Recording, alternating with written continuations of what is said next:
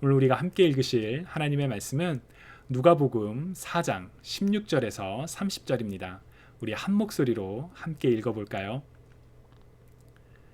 예수께서 그 자라나신 곳 나사렛에 이르사 안식일에 늘 하시던 대로 회당에 들어가사 성경을 읽으려고 서심해 선지자 이사야의 글을 들이거늘 책을 펴서 이렇게 기록된 데를 찾으시니 곧 주의 성령이 내게 임하셨으니 이는 가난한 자에게 복음을 전하게 하시려고 내게 기름을 부으시고 나를 보내사 포로된 자에게 자유를 눈먼 자에게 다시 보게 함을 전파하며 눌린 자를 자유롭게 하고 주의 은혜의 해를 전파하게 하려 하심이라 하였더라.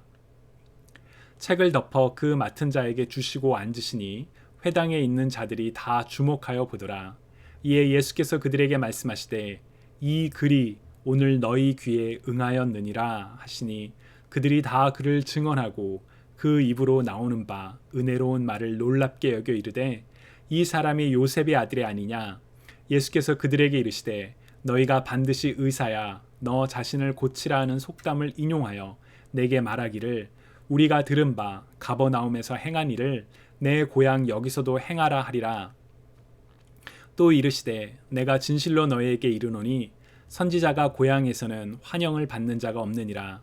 내가 참으로 너희에게 이르노니 엘리야 시대에 하늘이 3년 6개월간 닫히어 온 땅에 큰 흉년이 들었을 때에 이스라엘에 많은 과부가 있었을 때 엘리야가 그중 한 사람에게도 보내심을 받지 않고 오직 시돈 땅에 있는 사렙다의 한 과부에게 뿐이었으며 또 선지자 엘리사 때에 이스라엘에 많은 나병 환자가 있었을 때 그 중에 한 사람도 깨끗함을 얻지 못하고 오직 수리아 사람 나아만 뿐이었느니라.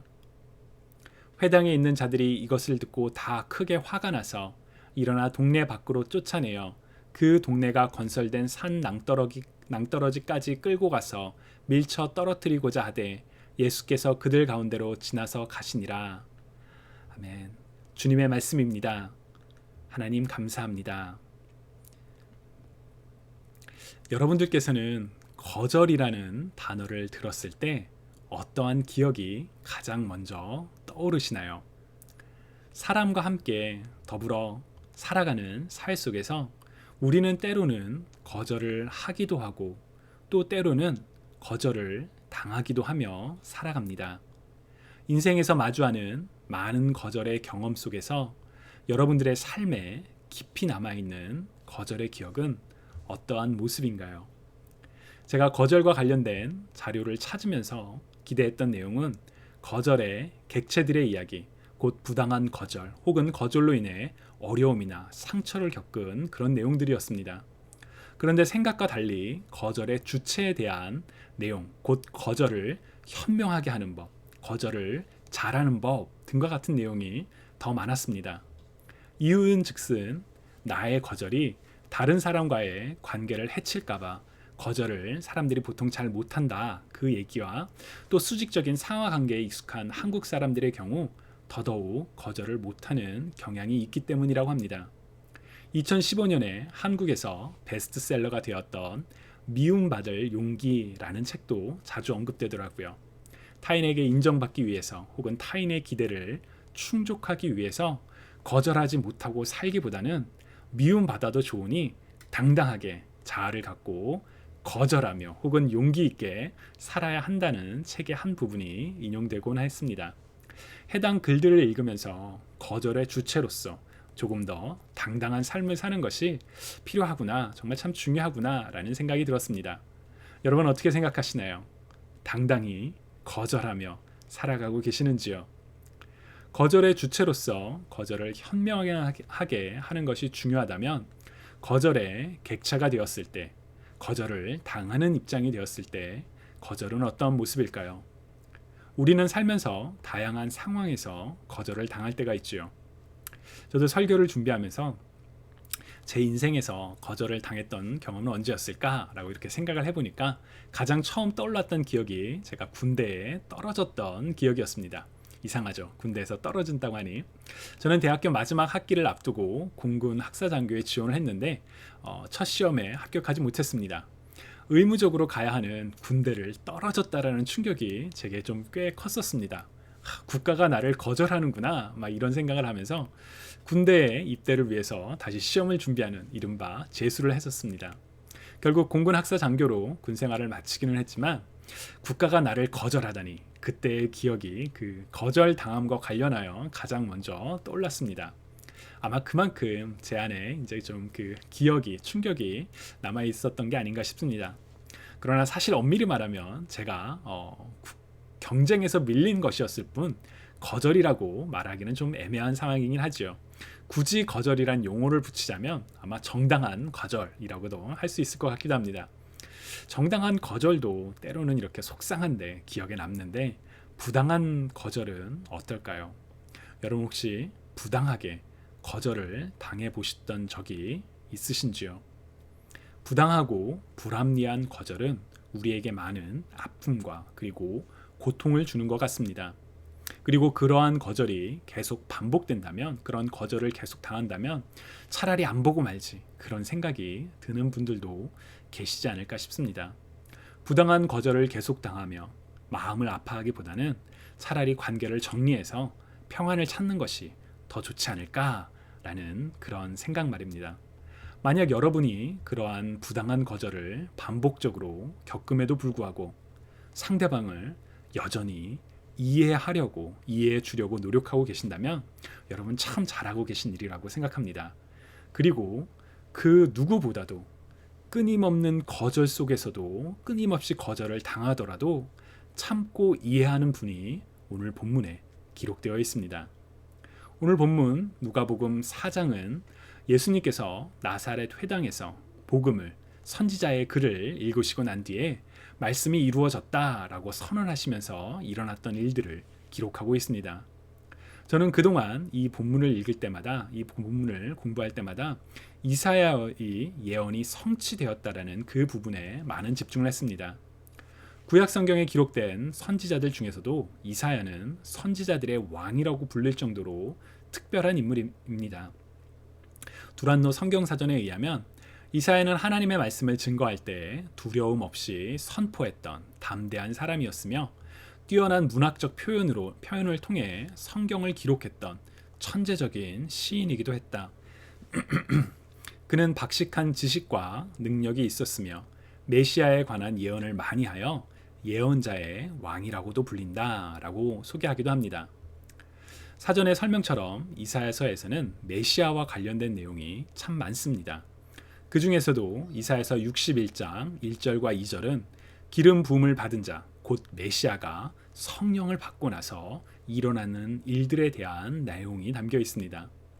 18절과 19절을 우리말 성경으로 읽어보면 주의 영이 내게 내리셨다. 이는 하나님께서 내게 기름을 부으셔서 가난한 사람들에게 복음을 전파하도록 하기 위해서다. 하나님께서는 포로된 사람들에게 자유를, 못 보는 사람들에게 다시 볼 수 있음을, 억눌린 사람들에게 해방을 선포하기 위해 나를 보내셨다. 주의 은혜의 해를 선포하도록 하기 위함이다. 아멘. 예수님께서는 이 말씀을 읽으시고 이 글이 오늘 너희 귀에 응하였느니라 라고 말씀하셨습니다. 여기서 응하였다라고 번역된 동사 페플로타이의 시제는 완료 시대입니다. 헬라어 문법에서 완료 시대는 과거에서 시작된 동작이 현재에 완료되어 현재의 그 영향이 지속되고 있는 상황을 의미합니다. 그래서 영어 성경에서 이 표현은 Today this scripture has been fulfilled in your hearing 이라고 has been fulfilled 이렇게 수동 완료형으로, 현재 완료형으로 번역을 하죠. 예수님께서 누가복음 3장에서 세례를 받으셨을 때 하늘에서 성령이 비둘기처럼 내려왔었죠. 주의 영이 기름 부음을 받은 자, 곧 메시아에게 임했습니다. 임하신 성령과 함께 기름 부음을 받은 자가, 메시아가, 그리스도가 하는 일들은 예수님께서 비록 이때가 사역의 초기이긴 했지만 이미 행하고 계신 그런 일들이었습니다. 예수님께서 복음을 전파하신 가난한 사람들은 단순히 경제적인 가난한 사람만을 가리키지는 않습니다. 가난한 자, 더 푸어라고 번역된 헬라어 푸토코스는 무언가가 결핍된 부족한 상황을 가리킵니다. 즉 경제적인 가난은 물론 영적으로 가난한 자, 곧 영적으로 궁핍하고 목마른 자들 모두를 가리키는 표현이지요. 예수님께서는 궁핍한 자들, 목마른 자들에게 복음을 전파하셨습니다. 포로된 사람들에게 자유를, 못 보는 사람들이 다시 볼 수 있도록, 억눌린 사람들이 해방될 수 있도록 예수님께서 말씀하신, 인용하신 이 모든 표현들은 실제적으로 일어났던 일들에 대한 해석일 뿐만 아니라 영적인 해석 모두 적용 가능한 그런 내용들이죠. 즉 예수님께서 하나님의 아들로서, 메시아로서 이 땅에서 행하신 일들에 대한 일들이 바로 예언의 성취였음을 보여주는 표현들입니다. 바로 그 예언이 성취되었다라고 선포되었다라고 성취되었다라고 하신 이 내용이 바로 예수님 사역 초기에 예수님이 누구이신지를 분명히 드러내는 매우 중요한 내용입니다. 그래서 저는 이 본문을 읽을 때마다 자동적으로 메시아이신 예수님과 선지자들의 예언이 성취된 내용, 이렇게 생각을 했고 또 강조를 하곤 했습니다. 참 중요한 내용들입니다. 그러나 오늘은 조금 관점을 다르게 이 본문을 보려고 합니다. 설교 처음에 소개했던 바로 거절에 초점을 맞추어서 오늘 본문을 생각해 보려고 합니다. 왜냐하면 예수님이 누구이신지 예언이 성취되었음이 분명히 선포되었음에도 불구하고 사람들은 예수님을 거절했기 때문입니다. 그것도 2번이나 말이죠. 이들의 거절은 단순히 일회성의 사건이 아니라 하나님과 인간의 관계를 응축해서 보여주는 사건이기에 오늘 본문에서 일어나는 거절에 대해 우리는 주목할 필요가 있습니다. 먼저 언제 거절이 일어났나요? 누가복음 4장은 예수님의 공생의 초기를 다루고 있습니다. 누가는 예수님께서 제자들을 부르신 사건을 5장에 기록하고 있기 때문에 제자들을 부르기 이전에 일어났던 일들이라고 우리는 추정해 볼 수 있죠. 비록 예수님의 사역의 초기였지만 예수님께서는 요한의 세례를 통해 하나님의 아들이심이 선포되었고 최초의 인류가 실패했던, 하나님의 구원을 경험한 하나님의 백성들이 실패했던 광야의 시험을 말씀으로 통과하시고 난 뒤였습니다. 또한 누가복음 4장 14절과 15절에 기록된 것처럼 예수님의 소문이 갈릴리 지역에 퍼졌고 여러 회당에서 돌아다니시면서 가르치실 때마다 사람들에게 칭송을 받으셨던 때에 일어난 일들입니다. 즉 사람들은 예수님에 대해서 자세히 정확히는 알지 못했다 하더라도 예수님께서 행하셨던 일들에 대해서 알고 있었던 때, 예수님의 소문을 들었던 때였습니다. 어디에서 거절이 일어났을까요? 16절을 보시면 예수님께서 자라나셨던 나사렛 회당에서 거절이 일어났음을 알 수 있습니다. 회당은 이스라엘 공동체의 종교적인 중심지였습니다. 이전에는 예루살렘 성전이 종교 공동체의 중심지였으나 포로기를 거치면서 곧 성전이 무너지고 예루살렘 성전으로 올 수 없는 먼 이국 땅에서 살아가게 되면서 이스라엘 사람들은 공동체가 살아가는 지역마다 회당을 만들고 회당을 중심으로 하나님을 예배하며 하나님의 말씀을 공부했었습니다. 즉 회당은 이스라엘 종교 공동체의 중심지이다. 하나님을 만나는 장소, 하나님과 어찌 보면 가장 가까운 장소가 바로 회당이었죠. 바로 그 장소에서 이스라엘 사람들은 하나님의 아들을 거절했습니다. 누가 거절을 했을까요? 예수님께서 자라나셨던 나사렛 지역의 회당이기에 회당에 모였던 사람들 대부분은 나사렛 출신이었을 것입니다. 즉 30년 동안 나사렛에서 성장하셨던 예수님을 잘 알던 사람들이었겠지요. 예수님을 가장 잘 알던 사람들이 예수님을 거절했습니다. 무엇을 거절했을까요? 이들의 거절은 예수님이 메시아이심을 거절했던 것입니다. 부정했지요. 예수님께서 읽으셨던 본문은 바로 메시아가, 기름 부음을 받은 자가 이 땅에 왔을 때 일어난 일들에 대한 내용이었고 예수님께서는 이 말씀이 오늘 이루어졌다라고 선포하심으로 예수님께서 메시아이심을 보여주셨습니다.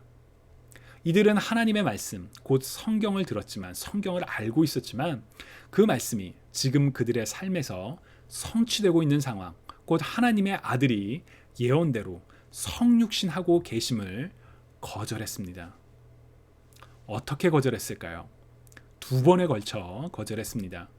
먼저 22절을 세번역 성경으로 보시면 사람들은 모두 감탄하고 그의 입에서 나오는 그 은혜로운 말씀에 놀라서 이 사람은 요셉의 아들이 아닌가 라고 말하였다 라고 기록되어 있죠. 예수님의 말씀에, 은혜로운 말씀에 사람들은 놀랐습니다. 그러나 이들은 곧 요셉의 아들이 아닌가? 제 요셉의 아들인데 라고 말했다는 것이죠. 하나님의 아들이 아니라 요셉의 아들인데 어떻게 이런 말을 할 수 있을까? 예수님의 정체성을 말로써 부정했습니다. 예수님께서 이들의 부정에 대해서 의사야 내 병이나 고쳐라 라는 속담을 인용하시면서 이들의 불신을, 믿지 못함을, 증거를 요구하는 그 마음을 지적하셨지요. 또한 엘리야와 엘리사의 이야기를 통해서 선지자들의 기적이 하나님의 은혜가 선택받았던 백성들이 아니라 사람들로부터 부정당했던 이방인들에게 일어났던 일들에 대해서 말씀하셨습니다. 그러자 28절, 29절에 기록되어 있는 것처럼 이들은 화가 나서 예수님을 동네 바깥으로 쫓아냈습니다. 자신의 삶의 터전에서, 자신의 삶의 영역에서 몰아낸 것이지요. 그리고 더 나아가 예수님을 산 낭떠라지에서 밀어 죽이려고 했습니다. 이처럼 이들은 각각 말과 행동으로 예수님을 두 번에 걸쳐 부정했습니다. 아니, 거절했죠. 마지막으로 왜 예수님을 거절했을까요? 먼저 첫 번째 거절을 한번 생각해 볼까요? 곧 요셉의 아들이 아니냐며 말로 부정했던 이유는 이들이 가지고 있던 경험, 배경 지식 때문이었습니다. 이들은 나사렛에서 자라나신 예수님에 대해서 알고 있었습니다. 자기들의 경험과 지식이, 인식이 바로 지금 예언의 성취를 선포하고 계신 예수님을 제대로 볼 수 없게 만드는 장애물이 된 것이지요. 하나님보다 자신의 생각이, 경험이 더 먼저, 더 중요하게 인식되었기 때문에 이들은 예수님을 거절했습니다. 이들의 두 번째 거절은 어찌 보면 그들의 열등감에서 비롯된 것이 아닐까라는 생각이 듭니다. 안식일에 회당에 모여있던 사람들은 하나님을 예배하기 원했던 이른바 신실한 사람들이었습니다. 이들은 믿음의 중요성을 알고 있었던 사람들이지요. 그런 자신들을 향해 자신들의 믿음이 적은 것처럼 보이는 말을 듣자 아마 화가 났을 것입니다. 또한 하나님께서 보내셨던 선지자들, 곧 엘리야와 엘리사가 자신들의 나라에서 환영받지 못하고 이방인들이 사는 지역에서 기적을 행했다는 사실에 선택받은 자신들의 자존심이 위협당하자 아마도 열등의식 속에서 예수님을 거절했습니다. 왜 하나님께서 선지자들을 통해 이스라엘이 아닌 이방인들에게 기적을 베푸셨을까를 생각하며 자신들을 돌아보기보다는 선택받았다고 생각했던 자신들의 자존심이 위협받자 화를 내며 예수님을 죽이려 했다는 것은 이들의 관심이 하나님보다 자기 자신들에게 있었음을 짐작해 볼 수가 있는 부분들입니다. 이처럼 이들이, 이스라엘 사람들이, 나사렛 회당에 모였던 사람들이 예수님을 거절했을 때 거절당하신 예수님은 어떻게 대응하셨을까요? 30절을 보시면 예수님께서는 그들 가운데로 지나서 가셨다고 되어 있습니다. 불신하는 사람들을 미워서 완전히 관계를 끊으셨다는 얘기일까요? 아니요, 그렇지 않습니다. 이어지는 31절을 보시면 예수님께서는 갈릴리 지역에서, 나사렛 다 근처이죠. 그 갈릴리 지역에서 여전히 계속 말씀을 가르치시고 병자를 고치셨습니다. 예수님의 사역은 예수님께서 십자가에 달려 죽으실 때까지 계속 이어졌으며 예수님께서는 삶을 통해 하나님의 말씀대로 예언을 성취하시는 삶을 사셨지요. 많은 사람들은 그럼에도 예수님을 거절했습니다.